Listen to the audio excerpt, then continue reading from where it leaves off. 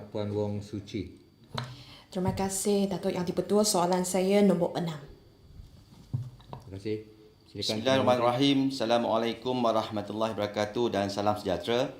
Tuan Yang Di-Pertua, terima kasih Ahli Yang Berhormat daripada Keluang. Untuk maklumat Ahli Yang Berhormat, kerajaan sedang mengkaji kesesuaian untuk melaksanakan semula cukai barang dan perkhidmatan GST atau apa-apa modal cukai kepenggunaan dengan mengambil kira semua aspek termasuk kelemahan sistem cukai jualan dan cukai perkhidmatan sekarang serta kelemahan sistem GST yang dilaksanakan pada tahun 2015. Tuan Yang Di-Pertua, kajian ini akan meliputi kesan ke atas ekonomi, kos sara hidup, kesan cukai ke atas harga barang serta keupayaan menangani kegiatan ekonomi gelap. Untuk maklumat yang berhormat, cukai baharu perlu bersifat mudah ditadbir dan tidak meningkatkan kos perniagaan di samping dapat mengukuhkan kedudukan fiskal negara. Untuk maklumat yang berhormat, berhubung dengan cukai kekayaan dengan izin wealth tax, kerajaan tidak mempunyai sebarang cadangan untuk melaksanakan pada masa ini. Sekian, terima kasih. Terima kasih. Soalan tambahan. Terima kasih atas jawapan.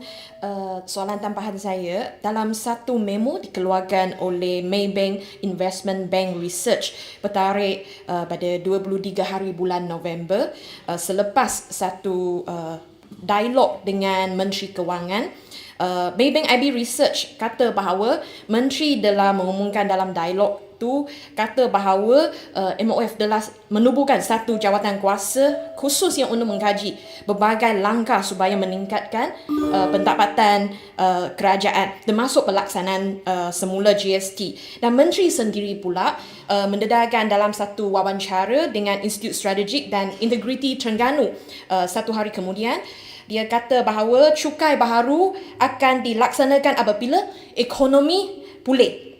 Jadi saya ingin tahu bila laporan kajian dan penyelidikan ini akan diakhirkan dan adakah kerajaan telah tetap satu timeline untuk pelaksanaan semula GST dan paling penting sekali, apa maksudnya pemulihan ekonomi yang dimaksudkan dalam kenyataan Menteri. Sekiranya pemulihan ekonomi ditafsirkan sebagai pulih ke tahap sebelum COVID-19 iaitu tahun 2019, pelaksanaan semula GST sebenarnya tidak akan manfaatkan sesiapa pun kerana kita sudah tahu apa kesilapan ketika itu dan majoriti rakyat Malaysia masih tidak sampai, pendapatan mereka masih tidak sampai tahap membayar cukai income tax mereka lagi. Jadi kesilapan akan ulangi lagi kalau kita mentafsirkan pemulihan ekonomi balik ke tahap sebelum COVID-19. Terima kasih. Terima kasih Ahli Yang Berhormat daripada Keluang. Tuan Yang Di-Pertua, yang paling pentingnya adalah kita mesti memahami bagaimana hasil yang patut berkedaran langsung dengan prestasi ekonomi.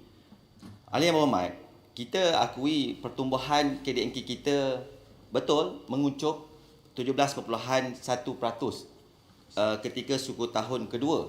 Tetapi ia meningkat kepada negatif 2.7%. Itu yang saya sebutkan tadi. Kita harus balance di antara spending dengan pendapatan. Dan itu sebabnya kita mewujudkan task force yang telah diwujudkan dalam kerajaan sebelum ini apabila mereka mansuhkan GST, ada shortfall berlaku jumlah kutipan hasil. Tetapi yang paling pentingnya adalah kita tidak akan membuat sebarang langkah baru cukai sekiranya ia akan membebankan rakyat. Itu yang pertama. Yang keduanya, kita mesti melihat bagaimana kaedah-kaedah lain seperti mana yang telah dibentangkan oleh Yang Berhormat Menteri Kewangan semasa Belanjawan 2021. Kita memantapkan pematuhan percukaian. Kita memperkasakan lagi agensi pelbagai bidang yang dinamakan Multi Agency Task Force. Kenapa?